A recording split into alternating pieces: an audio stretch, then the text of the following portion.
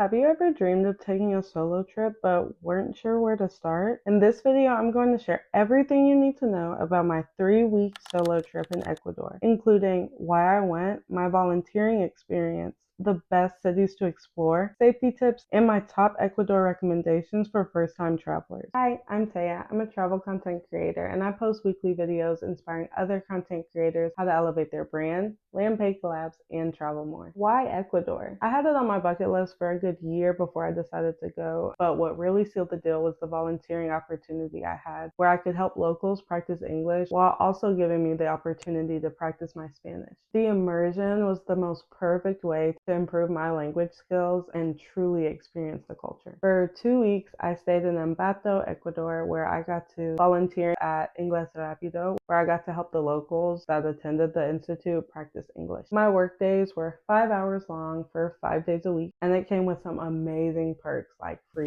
breakfast, lunch, accommodation, laundry, and even a great deal on a local experience where I got to visit the Amazon rainforest. On my days off and when I wasn't working, I got the opportunity to work on content and explore more of the country. It was such a rewarding experience. So if you've ever thought about volunteering abroad, I'd recommend it, and I honestly want to do it again. If you're interested in traveling abroad, check the description at the end of this video for my World Packers link to save on volunteering experiences across the world. Let's talk about where I went. I went to a lot of places. I started in Quito, traveled to Ambato, and then made my way through Puyo, Baños de Agua Santa, Cotopaxi, and Quilatoa. Each city had its own vibe and must-see spots, which I loved. From the busy capital city of Quito to being in the relaxing and beautiful Amazon rainforest, everywhere had something amazing to offer. When it comes to preparing, I did a lot of research beforehand. I mostly planned everything out except for the days that I was volunteering because I wasn't really sure how those days would go until I got to Ecuador, but everything else was planned to a T. Safety is also a big concern when traveling solo, especially as a female, but I can say that I felt 100% safe. I was able to walk around at night without any issues, and I didn't feel sus at any moment. But just make sure that you research the areas that you stay in, because if your experience is different than mine.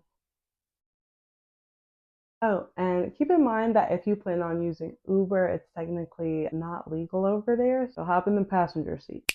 If you're liking this video so far, make sure to give it a like and subscribe for more travel tips. Now for my top recommendations. You cannot miss the Amazon rainforest. They literally have an Amazon region where you can do so many different things depending on the amount of time you have in the country, but I highly recommend. How cool is it to say that you're in the Amazon rainforest? I love how traveling lets me experience places that I learned about growing up in school, like mind blowing. Baños de Agua Santa is perfect for adrenaline junkies, and you can also get to the Amazon rainforest and the Puyo area from Baños. Quito has so much history, and I honestly didn't think I would have liked it as much as I did, just because of the fact that I made such a strong emotional bond and connection in Ambato, because that's where I was volunteering. I didn't want to go to Quito, and it's just like this big city, and it's like, whoa.